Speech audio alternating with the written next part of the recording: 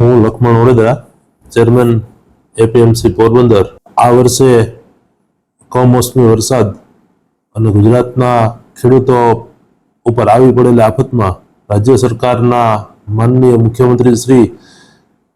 ભૂપેન્દ્રભાઈ પટેલ સાહેબે સંવેદનશીલ એક નિર્ણય કર્યો અને રાજ્યના ખેડૂતોને 10,000 કરોડ રૂપિયાનું ઇતિહાસમાં સૌથી મોટું રાહત પેકેજ જાહેર કર્યું. એની હારે 15,000 કરોડ રૂપિયાના ખર્ચે ગુજરાત રાજ્યના ખેડૂતો માટે એમએસપી ભાવ એટલે કે ટેકાના ભાવે મગફળી, સોયાબીન, અડદ એની ટેકાના ભાવની ખરીદીનો પણ હારે શુભારંભ આજે પોરબંદર માર્કેટિંગ યાર્ડ ખાતે ગુજરાત સરકારના માનનીય મંત્રી શ્રી અર્જુનભાઈ મોઢવાડિયા સાહેબ, પૂર્વ કેબિનેટ મંત્રી બાબુભાઈ બોખીરિયા સાહેબ અને અન્ય જિલ્લાના હોદ્દેદારની હાજરીમાં ટેકાના ભાવે મગફળી ખરીદીનું સેન્ટર ચાલુ કરેલું છે. રાજ્ય સરકાર આ સંવેદનશીલ નિર્ણયથી આ રાજ્યમાં ખેડૂતો ઉપર